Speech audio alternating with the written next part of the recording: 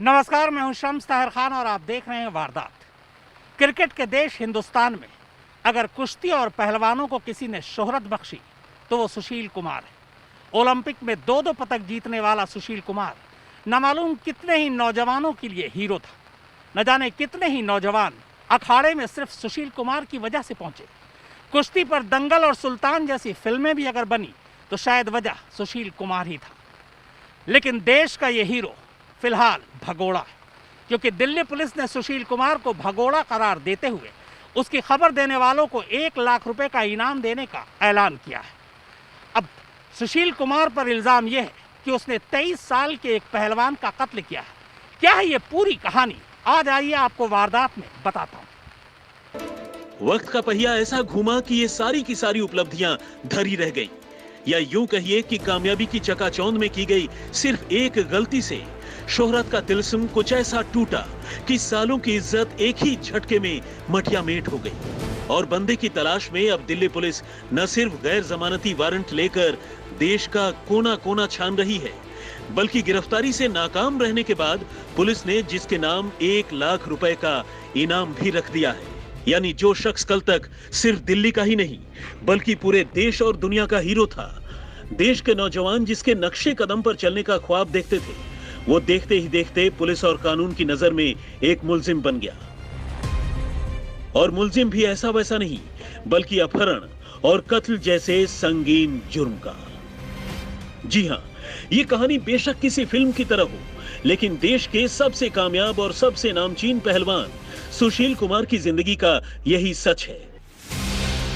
उसी सुशील कुमार की जो हरियाणा के एक छोटे से गांव से निकलकर अपनी मेहनत और टैलेंट की बदौलत कुश्ती के अंतर्राष्ट्रीय फलक पर छा गए, और जिन्होंने एक के बाद एक ढेरों खिताब अपने नाम कर न सिर्फ अपना बल्कि पूरे देश का नाम कई बार रोशन किया। न मालूम कितने नौजवान उनकी तरह पहलवानी करने का ख्वाब देखने लगे। कुछ ऐसे भी थे जो शायद उनसे रश्क करने लगे थे। सुशील कुमार की जिंदगी में तब तक सब कुछ ठीक था जब तक 4 मई 2021 की तारीख नहीं आई थी, क्योंकि यही वो दिन था जिस रोज सुशील कुमार के तकदीर का पहिया ऐसा घूमा कि एकाएक सब कुछ बदल गया। पुलिस की माने तो इस रोज सुशील कुमार अपने कुछ साथियों के साथ मॉडल टाउन के एम ब्लॉक इलाके में मौजूद एक फ्लैट में पहुंचे थे, और उनके साथियों ने फ्लैट में रहने वाले सागर धनखड़ नाम के एक लड़के को और उसके 3 साथियों को किडनैप कर लिया। सागर खुद भी सुशील कुमार का बड़ा फैन और कुश्ती का नेशनल जूनियर चैंपियन था। चूंकि सुशील कुमार की गिनती देश के सबसे नामी और बड़े पहलवानों में होती है, तो उनके गुर्गों ने जब सागर और उसके दोस्तों को बताया कि सुशील कुमार खुद उसके फ्लैट के बाहर उससे मिलने आए हैं, तो सागर और उसके साथी खुद ही चलकर फौरन उनकी कार के पास आ गए। फ्लैट के बाहर सचमुच सुशील एक होंडा सिटी कार में मौजूद थे, और अपने कुछ साथियों के साथ यहां से उन्होंने गन पॉइंट पर सागर और उसके साथियों को अगवा कर लिया।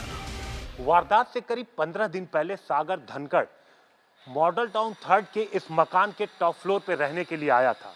अब पुलिस ये पता लगाने की कोशिश कर रही है कि इसके पहले जहां मॉडल टाउन में जिस जगह पर सागर धनखड़ रहता था, क्या उसी प्रॉपर्टी को लेकर के सुशील कुमार से सागर धनखड़ की अनबन हुई थी।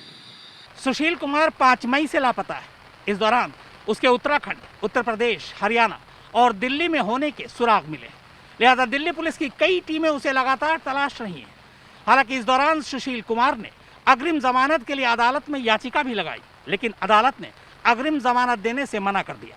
अब सुशील कुमार के पास 2 ही रास्ते हैं, या तो वो पुलिस के सामने सरेंडर करे या फिर अदालत में।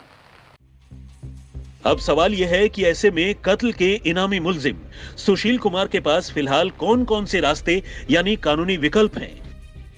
तो जवाब है, सुशील कुमार अपनी अग्रिम जमानत अर्जी लेकर ऊपर की अदालत में जा सकते हैं। अगर वहां से उन्हें अग्रिम जमानत मिल जाती है तो वो सामने आ सकते हैं, गिरफ्तारी के डर से आजाद होकर जांच में शामिल हो सकते हैं। चूंकि जमानत अर्जी पहले ही खारिज हो चुकी है, तो वो अदालत में आत्मसमर्पण कर सकते हैं। वो खुद को पुलिस के हवाले कर सकते हैं, यानी पुलिस के पास आत्मसमर्पण कर सकते हैं। लेकिन इस बीच पुलिस उन्हें गिरफ्तार भी कर सकती है। हालांकि इसी के साथ सवाल यह भी उठता है कि देश की इतनी बड़ी हस्ती जिसका अपना ही एक फैन फॉलोइंग है, आखिर वो इतने दिनों तक पुलिस को कैसे चकमा दे रहे हैं? तो इसका जवाब पुलिस की तफ्तीश में सामने आ चुका है। पुलिस की माने तो फरारी के शुरुआती दिनों में वो उत्तराखंड के एक बाबा के आश्रम में अपना ठिकाना तलाशने पहुंचे थे। बाद में पता चला कि सुशील अपने साथियों के साथ नजफगढ़, बहादुरगढ़ और झज्जर में छिपते फिर रहे हैं। इन इलाकों में फार्म हाउस और फ्लैट वगैरह उनके ठिकाने बने हैं। इस काम में दिल्ली नगर निगम में पार्षद का एक बेटा सुशील कुमार की मदद कर रहा है। जाहिर है आने वाले दिनों में सुशील के इन मददगारों की मुश्किलें भी बढ़ सकती हैं। सुशील कुमार तो खैर मुसीबत में है ही।